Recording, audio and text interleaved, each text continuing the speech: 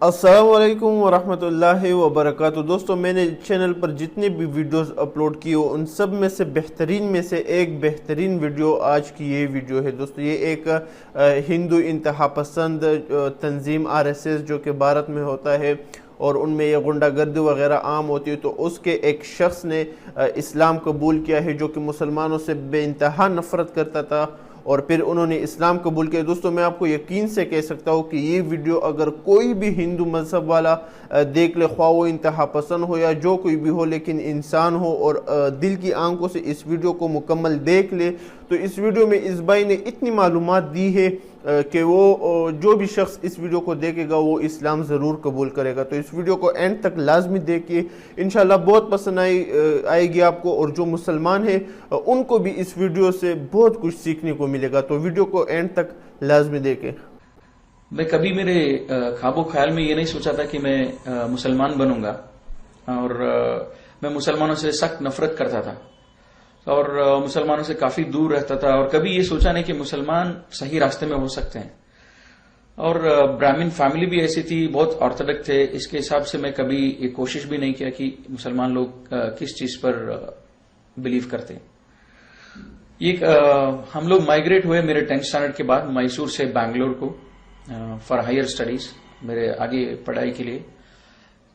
तब मेरे माँ बाप ने डिसाइड किया ये एक सोर्स ऑफ इनकम एक्स्ट्रा होना चाहिए उनके काम छोड़कर। वो मेरी माँ टीचर थी और मेरे फादर जो है एक टेक्सटाइल इंजीनियर थे, केआर मिल में थे। वो जब बंद हो गया मैसूर में तो केएसआरटीसी में काम करते थे। इतना वो खुश नहीं थे उस जॉब से, लेकिन वो जॉब मैसूर बैंगलोर वो अप एंड डाउन करते थे, वो हमारे साथ में रहते थे।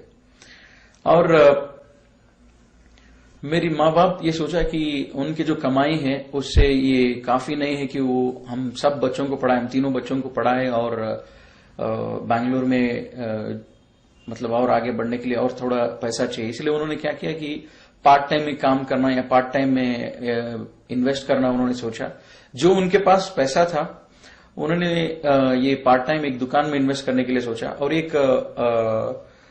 एक मराठी बिजनेसमैन थे, उनसे उन्होंने मिला, और उन्होंने जब पार्ट टाइम ऐसा कुछ करना चाहते, जब उन्होंने बताया ऐसा, तो उस मराठी शॉप ओनर ने, एक मुसलमान शॉप ओनर थे राजाजी नगर में, उनसे मिलवाया।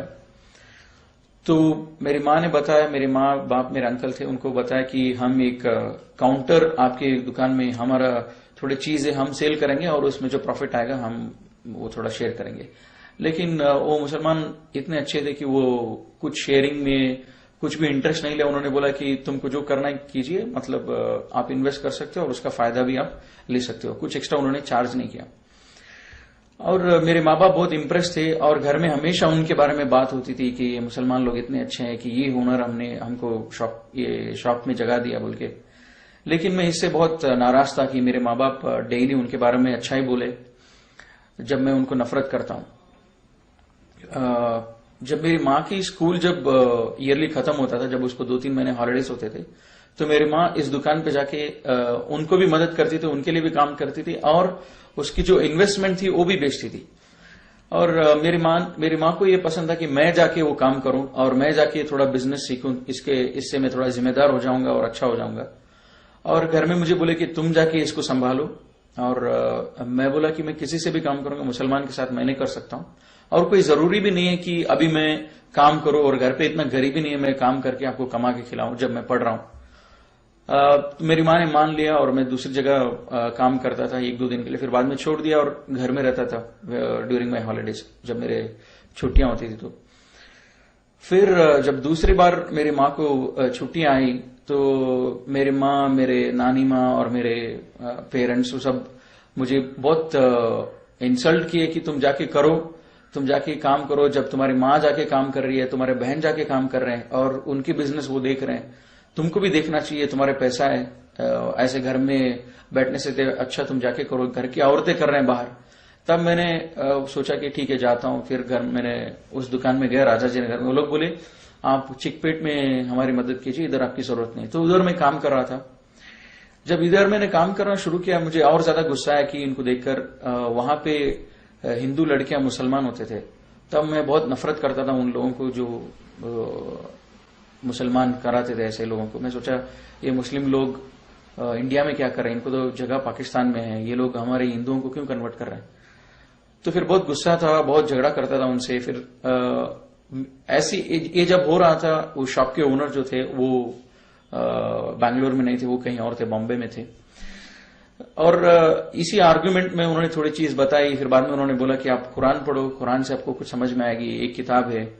फिर बाद में मैं सोचा कि अच्छा मैं इनको सिखा। अब मैं हिंदू लड़कियों को जब पूछा तुम लोग क्यों इस्लाम में, वो लोग कुछ आंसर नहीं करते, तो वो इतना ही बोलते थे कि ये सच है इसलिए हम आ गए, या ज्यादा वो बोलते नहीं थे। और मैं सोचा कि अब आप लोग, ये लोग तो अनएजुकेटेड हैं, मैं ब्राह्मण फैमिली से हूं और मैं समझता हूं हिंदुइज्म क्या है बराबर, और मैं इनको एक सबक सिखाऊंगा, मैं इनको हिंदुइज्म सिखाऊंगा ताकि हम भी सच हैं।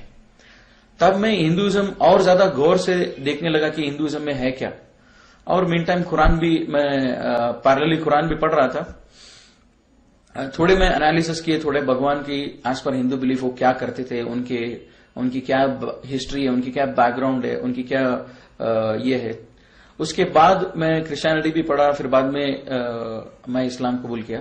तो वो एनालिसिस मैं आपको बता रहा हूं। अभी पहले जो थे, जब मैं आरएसएस मेंबर था, हमको डेली सुबह में ये बोलते थे कि राम मंदिर हमारा है, कश्मीर हमारा है, तो ये सब होता था। फिर बाद में मैं सोचा कि राम मंदिर, जब उसको बोल रहे कि राम हमसे ज्यादा, सबसे ज्यादा पावरफुल भगवान है, तो उसके बारे में थोड़ा एनालिसिस किया।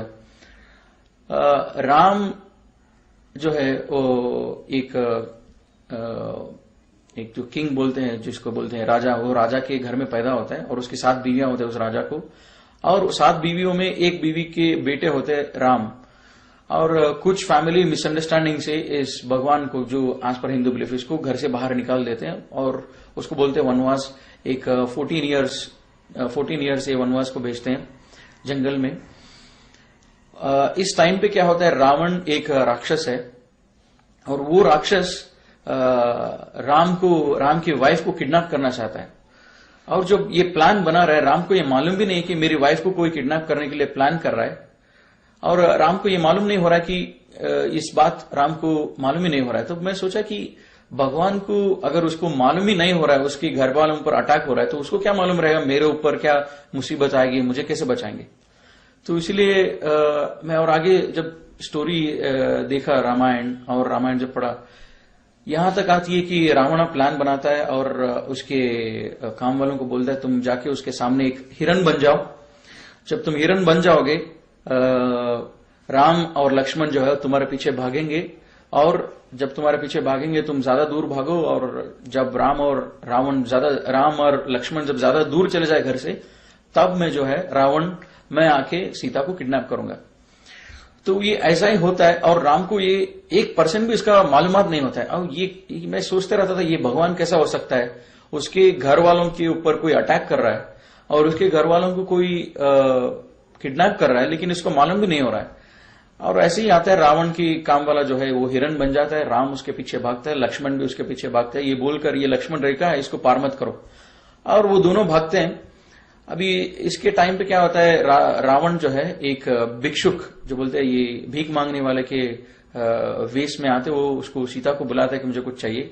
अब सीता जब बाहर आती है, वो बोलती है मैं ये रेखा से आगे नहीं आ सकूंगी। फिर उनके बाद में डिस्कशन होता है और रावण बोलता है कि आप बाहर आके देना चाहिए कि मैं कोई भिक्षुक नहीं हूं, लेकिन मैं एक अच्छा भिक्षुक हूं। तो सीता उस लक्ष्मण रेखा से पार करती है। पार करके जो है जब जाती है, रावण उसको किडनैप करता है। जब वो किडनैप कर रहा होता है, तब भी राम को और लक्ष्मण को मालूम नहीं होता कि मेरी बीवी मेरे घर पे अकेली है और उसको कोई किडनैप कर रहा है। हाँ, जब किडनैप हो रहा है तभी भी सीता अपने आप को बचाने की भी कोशिश नहीं करती है। वो बहुत मजबूर होती है और वो रावण किडनैप करता है, वो लेके चले जाता है। इसके बाद जो है राम उसको तलाशने के लिए, वो उसको कौन किडनैप किया, उसको वापस लेके आने के लिए वो कितने साल लगा देता है। और ये हनुमान जिसको बोलते हैं, ये उनको बोलते हैं वानरू बोलते हैं कन्नड़ा में, इंग्लिश में उसको बोलते हैं मंकीज। उनके मदद से, ये बंदरों के मदद से वो कितने सालों के बाद सीता को वापस लेके आता है। और मेरे दिमाग में यही बात आता था, अगर राम सच्ची में भगवान है तो उसको इन वायुसेना की क्यों इनकी क्यों जरूरत है, ये वानरों जिसको बोलते हैं बंदर, इसकी क्यों जरूरत है। ये खुद जाके लेके आ सकता है। अगर ये भगवान है तो इसकी कोई जरूरत नहीं कि इसको किसी और की मदद की जरूरत नहीं। भगवान खुद अपनी काम कर सकता है, लेकिन इसकी वाइफ को लेके आने के लिए ये बंदरों की मदद से लेके आता है। फिर भी लेके आने के बाद सीता को बोलता है कि मैं तुम पर लोग तुम पर शक कर रहे हैं, तो इसीलिए तुमको एक टेस्ट करना पड़ेगा, तुम पे एक टेस्ट किया जाएगा, जैसे इसको बोलते हैं कन्नड़ा में अग्नि परीक्षा। वो अग्नि परीक्षा मतलब ये एक आग से तुमको जाना पड़ेगा, जब तुमको हार्म कुछ नहीं होता इसका मतलब तुम प्योर हो। तो वो आग से निकलती है, फिर बाद में राम उसको कबूल करता है, वो एंड है। तो मैं सोचता था राम हिंदू के हिसाब से वो एक भगवान है और सीता भी एक भगवान है। जब भगवान एक दूसरे के ऊपर भरोसा नहीं करते हैं तो ये बात कुछ समझ में नहीं आती, भगवान के ऊपर क्यों भरोसा नहीं करता है। तो फिर मुझे ये लगा कि एक स्टोरी है। अब जब कुरान पढ़ रहा था, मेरे नानी को और मेरे माँ बाप को जब पूछता था रामायण जो है इसको कौन हमको दिया, रामायण किसने दिया हमको, तो वो बोलते थे रामायण लिखा हुआ है एक ऋषि से, वाल्मीकि जो बोलते हैं वो ऋषि ने लिखा है रामायण। तो ये मैं सोचता था मेरे नानी बोल रही है रामायण लिखा हुआ है। जब मैं उसको पूछा कुरान क्या है, वो बोलती थी कुरान जो है मुसलमानों के ऊपर उसके भगवान ने उनको दिया है, ये कोई लिखा नहीं है, भगवान ने दिया है। तब मैं सोचा नेचुरली जब ये किताब जो भगवान से है वो ज्यादा पावरफुल रहेगी, जो किताब लिखी हुई है वो ज्यादा वीक रहेगी।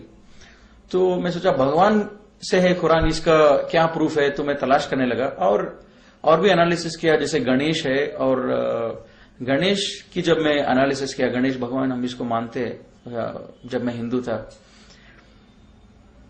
अभी पार्वती जिसकी पत्नी है, ईश्वर शिवा जिसको बोलते हैं, ईश्वर एक जो मोस्ट पावरफुल गॉड है, एक मोस्ट पावरफुल सबसे ताकतवर भगवान है, और ये ईश्वर की पत्नी है पार्वती। ईश्वर इतना ताकतवर है, अगर वो तीसरा आंख भी खोल देगा तो वो दुनिया भस्म हो जाएगा, ऐसा सब बिलीफ है। तब तो ऐसी ताकतवर भगवान की ये पत्नी है पार्वती, और वो भी भगवान है, गॉडेस बोलते हैं इंग्लिश में उसको। तो पार्वती उसको नहाना होता है और वो गणेश को बना देती है कि तुम मेरा वॉचमैन रहो। मैं सोचता था इतनी पावरफुल, इतनी ताकतवर भगवान की बीवी को सिक्योरिटी क्या जरूरत है।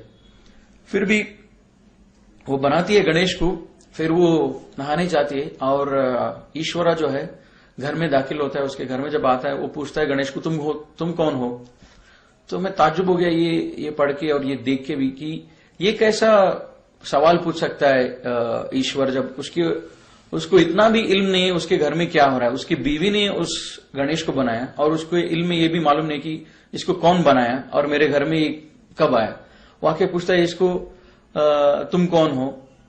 जब ये ताकतवर भगवान है, इसको इतना मालूम होना चाहिए पूरे दुनिया के हर कोने में क्या हो रहा है इसको मालूम होना चाहिए। लेकिन ये भगवान घर में आके बात करता है और गणेश से पूछता है कि तुम कौन हो। इसका मतलब जब ईश्वरा को उसके खुद के घर में जो हो रहा है वो मालूम नहीं है, तो मेरे घर में या दूसरों के घर में जो प्रॉब्लम्स इस दुनिया में हो रहा है उसको कैसे पता चलेगा। तब मैं सोचा ये जो है ये भी एक स्टोरी की जैसी लग रही है। फिर आगे जब देखेंगे स्टोरी क्या होता है, फिर ईश्वरा जो है गणेश की गर्दन काट देता है जब गणेश उसको अंदर जाने नहीं देता है। उस टाइम पे पार्वती आती है और पूछती है कि तुमने ऐसा क्यों किया, ये मेरा बेटा है और इसको वापस जिंदा करो। और ईश्वरा बोलता है मैं इसको जिंदा नहीं कर सकता हूं क्योंकि मैंने उसको काट दिया है। और पार्वती और ईश्वरा ये काफी दिनों तक ये झगड़ा चलता है। फिर बाद में ईश्वरा बोलता है कि मैं इसको हाथी का सर से उसको जोड़ता हूं और उसके एसोसिएट्स को बोलता है कि तुम हाथी इस डायरेक्शन पे जो सोया हुआ है वहां पे जाओ और उस हाथी को आप कट करो, उस हाथी के सर को, और वहां लेके आओ और मैं इसको जोड़ दूंगा।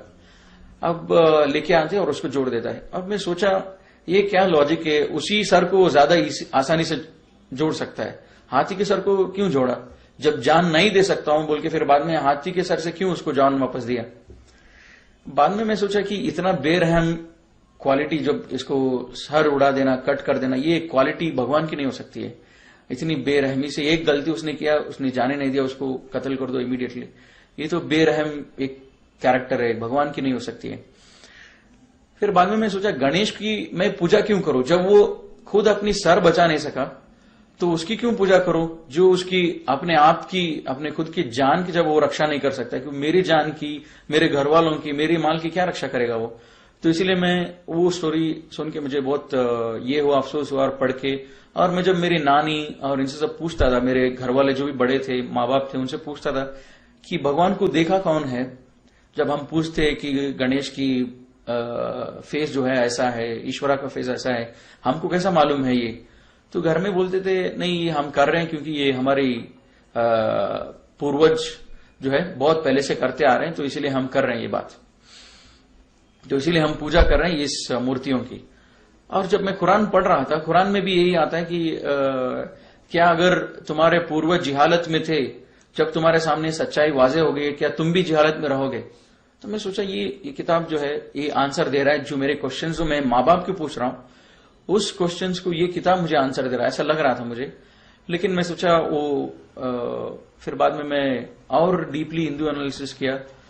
मैसूर का था, हमारे मैसूर में चामुंडेश्वरी हिल जो है वो हिल एक विटनेस है, ये एक भगवान थी, एक भगवान है बोल के, इसलिए मैं सोचा ये शायद ये भगवान मुझे बचा लेगी इस मुसलमान से आर्ग्यू करने के लिए। जब मैं उसके बारे में जब थोड़ा जानकारी लिया, वो भगवान चामुंडेश्वरी जिसको बोलते हैं, महिषासुर एक बड़ा राक्षस होता है। हिंदुइज्म में एक कॉन्सेप्ट है कि ये देवरु राक्षसरु, इनके बीच में हमेशा लड़ाई होती रहती है। ये राक्षसरु एक सेक्ट है, ये लोग जब राक्षस होते हैं, और ये राक्षस का ऑब्जेक्टिव इतना ही है कि ये लोग दुनिया में सबसे बड़े हो जाएं और ये देवरु जो है उनको खत्म करें। तो ये दोनों के बीच में बार बार लड़ाई होती रहती है। तो महिषासुर जो भी है वो भी एक राक्षस होता है, और ये राक्षस जो है ये लंबी तपस्या में बैठता है काफी सालों तक। जब इसकी तपस्या कबूल होता है, ब्रह्मा जो क्रिएटर है हिंदू बिलीफ के हिसाब से, वो इस तपस्या को कबूल करता है और वो बोलता है आपको जो चाहिए मांगे मैं दूंगा।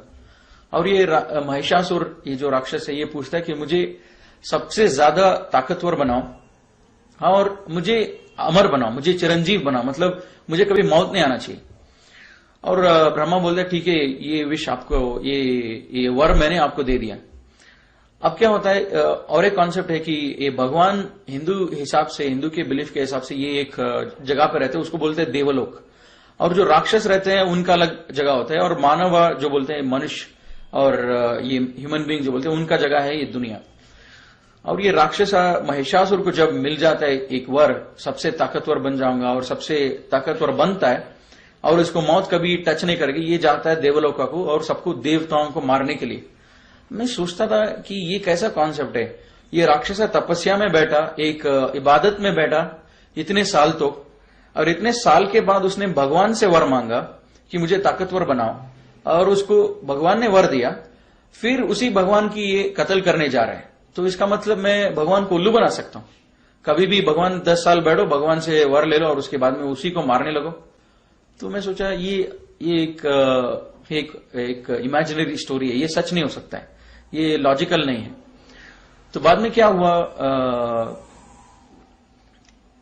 ये राक्षस जब सबको मार रहा होता है, ये लोग देवते बोलते हैं, देवतेगणु, ये लोग सब जाके इनसे मिलते हैं, ब्रह्मा विष्णु महेश्वरा, इनसे जाके मिलते हैं और इनको पूछते हैं कि हम ऐसे मुसीबत में हैं, ये महिषासुर जो है हमको मार रहा है, हम क्या करें अभी? ये ब्रह्मा बोलता है अरे इसको मैंने वर दिया है, अभी मैं इसको वापस नहीं ले सकता हूं, मैं वापस अगर लूंगा ये फिर से भी डीएक्टिवेट नहीं होगा, इसका एक बार मैंने वर दे दिया, मैं वापस नहीं ले सकता हूं। तो मैं सोचा कि ऐसा कैसा हो सकता है, मैं 10 साल बैठ के भगवान को उल्लू बना के एक वर ले लूं और बाद में उल्टा मैं भगवान को ही मारना शुरू कर दूं, ये सच नहीं हो सकता है।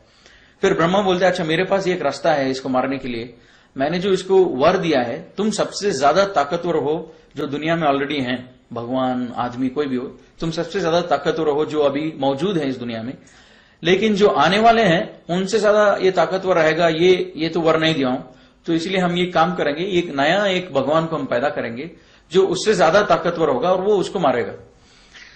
तो ये क्या करते हैं, विष्णु बोलता है मैं औरत हो जाऊंगा, और शिवा जो है बोलता है कि मैं और तुम, हमारा मिलन होगा, हमारे मिलन से जो बच्चा पैदा होगा वो बच्चा जो है वो नया भगवान होगा और वो महिषासुर को कत्ल करेगा। और जो बच्चा पैदा होता है उसका नाम होता है चामुंडेश्वरी, वो लड़की होती है उसको चामुंडेश्वरी बोल के नाम रखते हैं, मतलब चामुंडेश्वरी वो ईश्वर का भी नाम ही आता है, चामुंडेश्वरी वो जाके उसको कत्ल कर देती है महिषासुर को। मैं सोचा, एक मिनट के लिए सोचा, अगर मैं भगवान होता, मैं ब्रह्मा के जगह होता, तो मैं कभी, मुझे मालूम हो जाता था कि ये राक्षस 10 साल के लिए इसलिए बैठा है मुझे मारने के लिए, ये देवरों को खत्म करने के लिए इसलिए बैठा है, तो मैं कभी वर नहीं देता।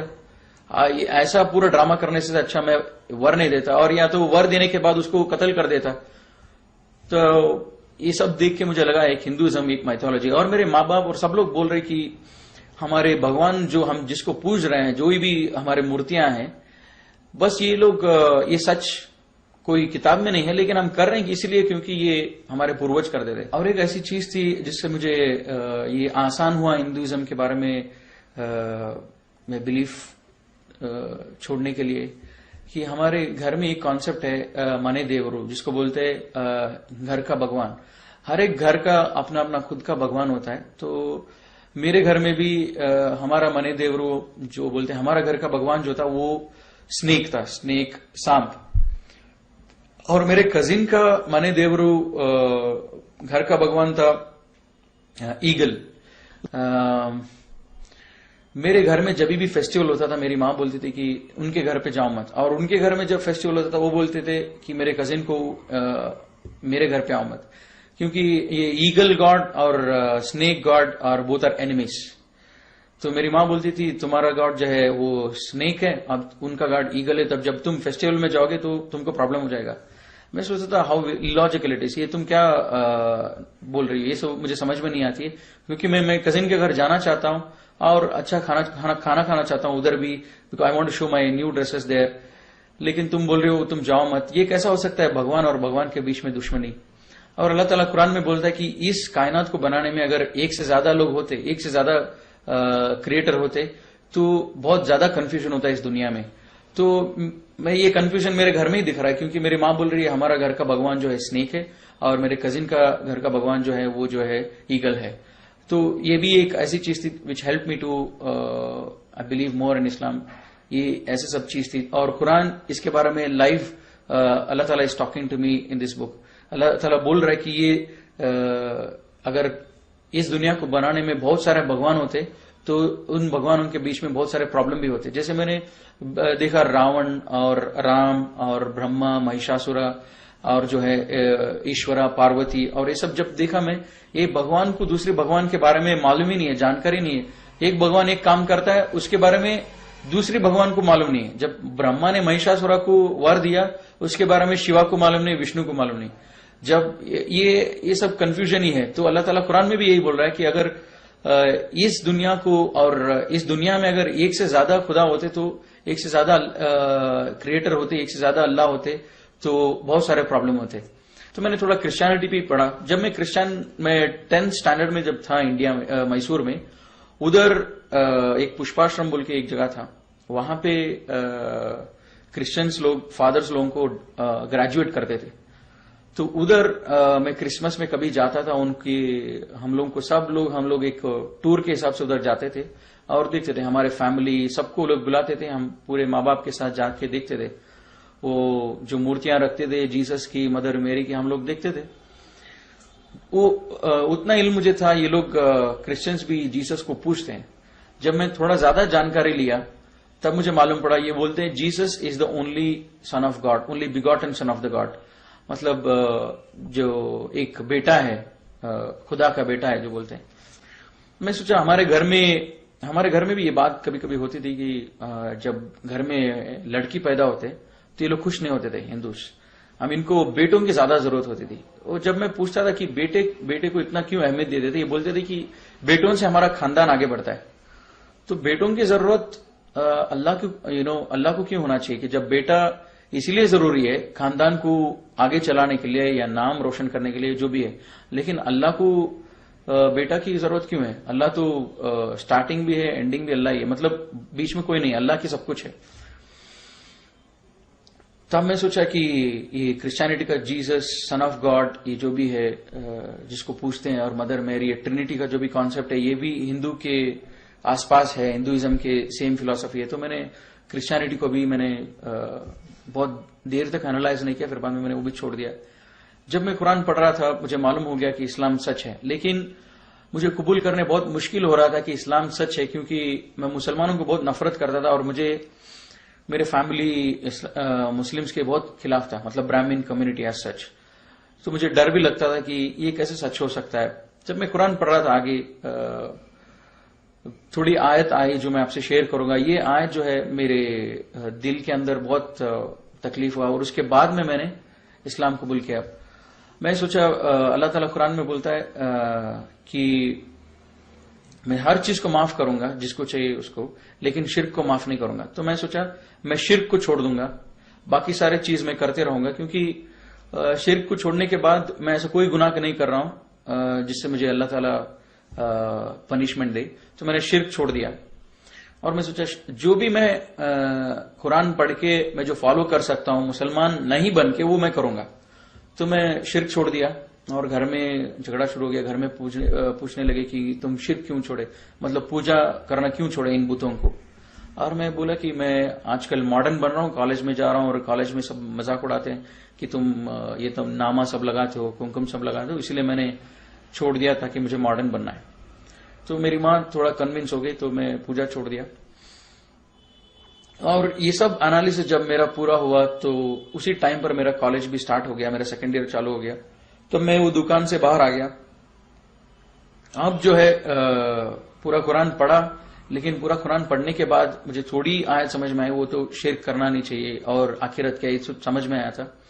और हर एक आयत का माना समझ में आया था कि आयत अल्लाह ताला अपने आप को आयत से प्रूव करते कि अल्लाह ताला का एग्जिस्टेंस, अल्लाह के ऊपर यकीन रखने के लिए अल्लाह की आयत को अगर हम सोचेंगे, उसके बारे में गौर करेंगे, तब हमको बिलीव होगा अल्लाह की एग्जिस्टेंस। मतलब अल्लाह हमारे सामने जाहिर नहीं है, मतलब अल्लाह को देख नहीं सकते, लेकिन अल्लाह के आयत को देखकर हम बिलीव करना चाहिए, इतना मुझे समझ में आया था। फिर दूसरी आयत जब मैंने कुरान में पढ़ा, how can you disbelieve in Allah when you are lifeless, we gave you life and we will cause you to die again and we will cause you to life again, we will bring back to life again. तो मैं सोचा it's not easy for me to believe that on the day of judgment we will be brought back to life। मतलब जब अल्लाह ताला बोल रहा है कि तुम अल्लाह के ऊपर कुफ्र कैसे कर सकते हो, जब तुम नहीं थे और बाद में तुमको अल्लाह ने एक लाइफ दिया, फिर बाद में अल्लाह तुमको मौत देगा, फिर उसके बाद में अल्लाह तुमको फिर से वापस जिंदगी देगा, खड़ा करेगा आखिरत के दिन। तो मैं सोचा हाँ ये सच है, अल्लाह ताला जो बोल रहा है ये सच है। क्यों 18-20 ईयर्स बैक मेरा एग्जिस्टेंस ही नहीं था, I was not there before I was born. लेकिन ये धरती तो था, मेरे पैदा होने से पहले सेंचुरीज के हिसाब से ये धरती चल रही थी।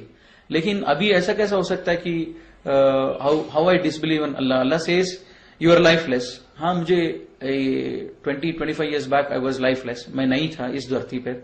फिर बाद में Allah gave me life, yes Allah gave me life, then afterwards he will cause me to die, we know that we will die, और मैं एक दिन मरूंगा, फिर अल्लाह will bring back me to life again on the day of judgment, and हाँ अल्लाह मुझे फिर से जिंदगी देंगे आखिरत के दिन। जब ये दोनों सच है, मैं जिंदा नहीं था मेरे पैदा होने से पहले, फिर अल्लाह ने मुझे जिंदा किया, अल्लाह ने मुझे लाइफ दिया, फिर मुझे मौत भी देगा अल्लाह ताला, ये दोनों अगर सच है तो तीसरी चीज भी सच है। और this help me to believe in the day of judgement. At the same time हमारे हिंदुइज्म में ये कॉन्सेप्ट है कि पुनर्जन्म जो बोलते हैं कि अगर मैंने ऐसी कोई गलती की है, जो बड़ा गलती अगर मैंने किया, मैं कुत्ता हो जाऊंगा, या तो पिग हो जाऊंगा, या तो फिर इंसेक्ट हो जाऊंगा, या तो फिर बर्ड हो जाऊंगा। मैं सोचा अगर मुझे कुत्ता पसंद नहीं है, मुझे कुत्ता होना पसंद नहीं है, मैं कुछ भी हो सकता हूं लेकिन कुत्ता होना पसंद नहीं है, पिग होना मुझे पसंद नहीं है, तो मैं क्या काम करूं जिससे मैं कुत्ता होना बच जाऊं या पिग होना बच जाऊं। ये दोनों चीज मैं बनना नहीं चाहता हूं, ये दोनों चीज से मैं कैसे बचूं पुनर्जन्म में। मैं सोचता था इसके बारे में। There is no way it communicates, मतलब ऐसा कोई कम्युनिकेशन नहीं है इनके बीच में मुझे मालूम होने के लिए। अगर मुझे मालूम होना चाहिए ये कुत्ता क्यों बना है, ये कुत्ता ऐसे क्या गुनाह किया है, इसका प्रीवियस लाइफ जो था वो एक मनुष्य जन्म था, लेकिन अभी इस जन्म में जो है ये कुत्ता है, इसने क्या गुनाह किया है, ये कुत्ता बना है, मुझे मालूम होना चाहिए ताकि मैं वो गुनाह नहीं करूंगा, मैं वो मिस्टेक्स नहीं करूंगा। लेकिन अल्लाह ताला कुरान में बोलता है कि there is life after which is either hell और हेवन, नथिंग इन बिटवीन। और अल्लाह ताला सूरह बकरा में बोलता है कि they are the people who are successful and one of the, और एक जो चीज है इन ईमान वालों को बिलीव करने के लिए यकीन आखिरत पर होना चाहिए। ये यकीन, मैं सोचता था आखिरत क्या है, आखिरत ऐसी क्या चीज है, आखिरत पर मैं कैसे यकीन करूं। क्योंकि जो पूरे जो आयत से ये मुझे मदद किया कि ये मेरे घर में बोलते थे हम मूर्ति पूजा इसीलिए कर रहे हैं क्योंकि हमारे पूर्वज कर रहे थे, और कुरान बोल रहा है तुम्हारे पूर्वज अगर जिहालत में थे क्या तुम भी रहोगे जब सच्चाई वाजे होगी। और मेरे दिल में ये बात आती थी मैं इस्लाम फॉलो करूंगा लेकिन नमाज पढ़ूंगा और मेरे हिसाब से पढ़ूंगा, मुसलमानों के जैसा नहीं पढ़ूंगा। तब ये दूसरी भी आयत है कि विच हेल्प मी टू, जो मुझे मदद किया इस्लाम को फॉलो करने के लिए। आज मैंने इस्लाम को परफेक्ट किया, मुकम्मल किया, और इसके सिवा दूसरे कोई मजहब को मैं एक्सेप्ट नहीं करूंगा। और ये सब आयत मुझे मदद किया। लेकिन मैं सोचा आखिरत के लिए क्या आयत है, और अल्लाह ताला पूरे कुरान में बोलता है कि मेरे बंदों को जो लोग सोचते हैं उनके लिए मैं हर दिन हजारों आयत दिखाता हूं। दिन होता है, रात होता है, बारिश होती है, ये सब देखने के लिए आयत है, लेकिन लोग सोचते नहीं है। तो आखिरत के लिए ऐसा क्या आयत है, मैं सोच रहा था। जब ऐसी टाइम पर मेरे को एक चैप्टर याद आया मेरे साइंस में जब पढ़ रहा था अर्थ के बारे में, और मेरी बहन भी 10th स्टैंडर्ड में थी। जब उनकी किताबें देखा तो मुझे मालूम पड़ा अर्थ का क्रस्ट कैसा बना है, अर्थ कैसा बना हुआ है, so many kilometres down there is water, उसके बाद जो है वो ये है, उसके बाद जो पत्थर है, फिर बाद में आग है, वो आग इसी से वॉल्केनो आती है। तो मुझे सोचा यही एक आयत है अल्लाह ताला जो मुझे कम्युनिकेट कर रहा है। ये आयत है यकीन करने के लिए जहन्नम पर, और जन्नत पर कैसे यकीन करो कि जन्नत रहेगा या नहीं रहेगा। जब मैं टीवी देखता था ये कश्मीर वगैरह सब, कश्मीर और ऊटी जब गार्डन्स देखता था, तब मैं सोचता था अगर दुनिया में इस धरती में अगर अल्लाह ताला इतने अच्छे गार्डन जब बना सकते हैं तो आखिरत में क्यों नहीं रहेगा इतने अच्छे गार्डन। तो मुझे ज्यादा डिफिकल्ट नहीं हुआ, मैंने आखिरत पर यकीन कर लिया। फिर कभी कभी मेरे दिल में ये भी ख्याल आती थी कि क्या ये सब कुछ साइंस से तो नहीं है, ये सब कुछ हम अल्लाह भी नहीं है, ये हिंदुइज्म भी रॉन्ग है, क्रिश्चियनिटी भी रॉन्ग है, ये सब कुछ साइंस से तो नहीं है, मतलब कोई भगवान ही नहीं, ये सब हुआ अपने आप हो गया। तो कभी कभी मेरे दिल में ये भी ख्याल आता था। जब मैं सोचता था उसके बारे में, वो बिग बैंग थ्योरी ऐसा है कि टू समराइज, मतलब सिंपल वे, कि एक वो फायर बॉल था, आग का बॉल था, और वो जब डिस्ट्रॉय हुआ वो ये दुनिया और ये रिवर्स स्काईज ये सब फॉर्म हो गए। तो ये बिग बैंग थियरी इन ए नटशेल ये जब बोलती है। जब मैं सोचा एक रबर बॉल अगर टूटता है, डिस्ट्रॉय होता है, तो रबर के पीसेस नजर आएंगे, कुछ ज्यादा नजर नहीं आएगा रबर बॉल से ज्यादा। उसी हिसाब से अगर एक फायर बॉल, एक आग का बॉल भी अगर डिस्ट्रॉय होता है तो आग ही दिखना चाहिए हर जगह।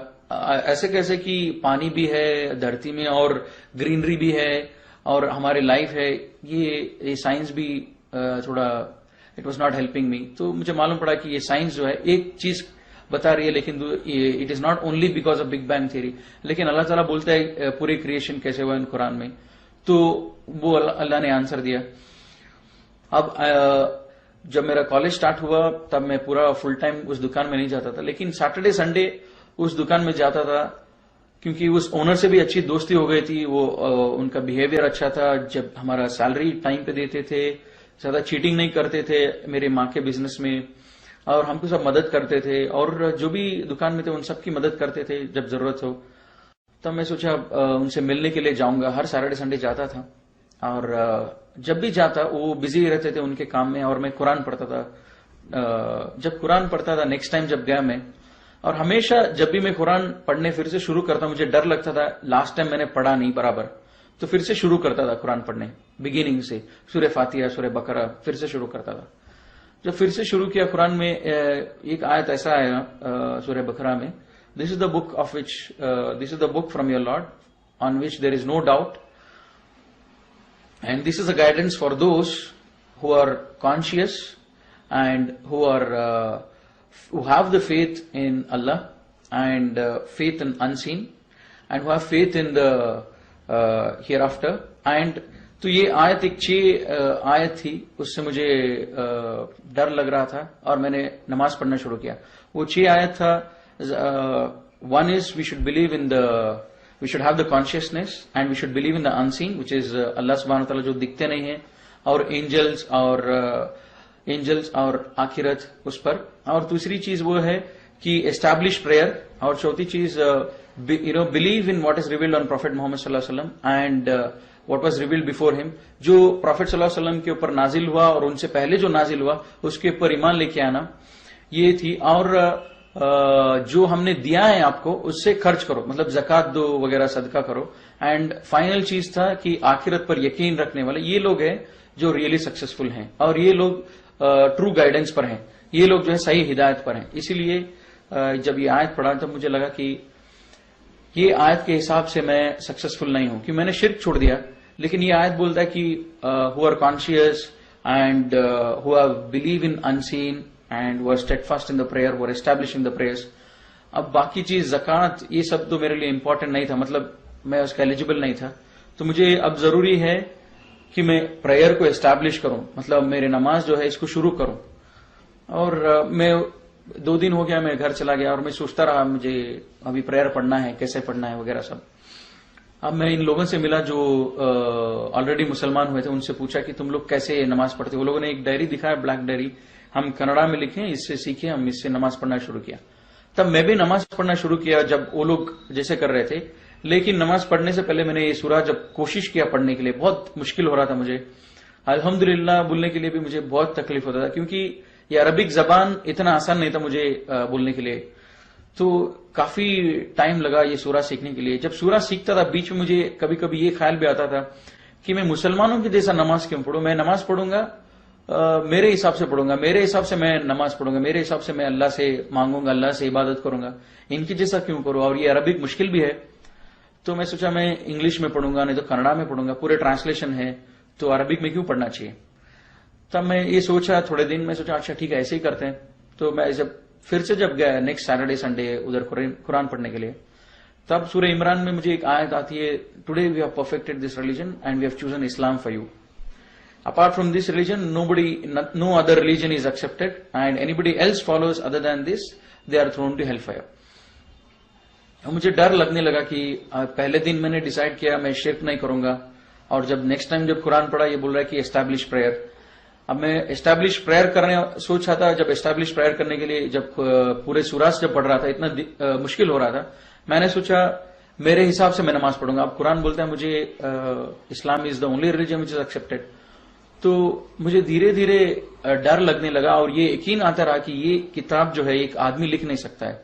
जो मेरे दिल के अंदर जो स्ट्रगल हो रहा है, मेरे दिल के अंदर जो दिन रात में सोच रहा हूं कि ये सच है, ये सही है, अच्छा ऐसा करूंगा वैसा करूंगा, ये जो हो रहा है उसके जवाब जो है ये कुरान में मुझे मिल रहा है।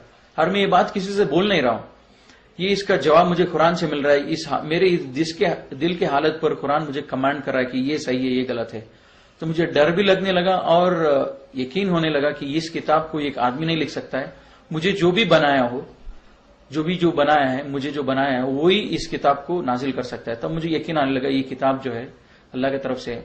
फिर मैं बहुत मेहनत किया, 3-4 महीने लगे, फिर नमाज पढ़ना शुरू हुआ, सब सूराज लर्न किया, फिर नमाज पढ़ रहा था। और कभी कभी नमाज मेरी होती थी, कभी कभी नहीं होती थी, क्योंकि घर पे मेरे माँ बाप के सामने तो नहीं पढ़ता था। और अभी नमाज तो पढ़ रहा हूं, शिर्क नहीं कर रहा हूं, नमाज पढ़ रहा हूं, लेकिन मैं सोचा अभी ठीक चल रहा है, अब जरूरी नहीं कि मैं और आगे जाऊं। तो मैं सोचा अभी मेरा पढ़ाई कंप्लीट कर लेता हूं, मैं इंजीनियरिंग फिनिश करता हूं, फिर बाद में मैं एमबीए करूंगा, उसके बाद में मैं इस्लाम कबूल करूंगा। तब तक मैं इस्लाम नहीं कबूल करूंगा, तब तक मैं शिर्क छोड़ूंगा और नमाज पढ़ूंगा। ये दो से ज्यादा मैं आगे नहीं बढ़ूंगा। जब नेक्स्ट टाइम मैं जब कुरान पढ़ने लगा, फिर से जैसे मैं शुरू से पढ़ने लगा, सूरह बकरा में दूसरी आयत आती है कि ये लोग किस चीज के लिए इंतजार कर रहे हैं। ये लोग इंतजार कर रहे हैं अल्लाह और अल्लाह की मलाइका को, जब वो आसमान में आ जाए तब तो क़यामत है, मतलब then the matter is settled. तो इंग्लिश में आयत मुझे बहुत लगती थी, what are this people waiting for, are they waiting for Allah to come out with the angels in the clouds, then the matter is settled. इसका मतलब ये था कि ये किस चीज पर इंतजार कर रहे हैं। अगर ये लोग वेट कर रहे हैं अल्लाह के ऊपर यकीन करने के लिए, क़यामत कभी भी आ सकती है। Are they waiting for Allah to come out with the angels. तो अब मुझे और डर लगता था कि मैं नमाज पढ़ना शुरू किया, अब कुरान बोल रहा है कि मुझे किस चीज के लिए इंतजार कर रहा हूं। और मैं अंदर ही अंदर ये प्लान किया था, मैं इंजीनियरिंग पढ़ूंगा, एमबीए करूंगा, उसके बाद में मैं घर से बाहर आऊंगा। जरूरत नहीं था घर से बाहर आने के लिए, लेकिन घर के अंदर भी तो नहीं कर सकता था। एक मुझे मालूम था मुझे घर से बाहर आना है।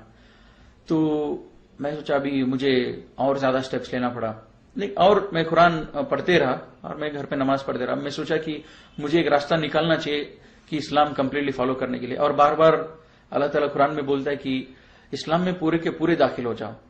और मुझे मालूम था कि मैं पूरा दाखिल नहीं हूं, क्यों मैं शिर्क छोड़ दिया और नमाज पढ़ रहा था बस, और बाकी जो भी इस्लाम की अहकामात है वो नहीं कर रहा था।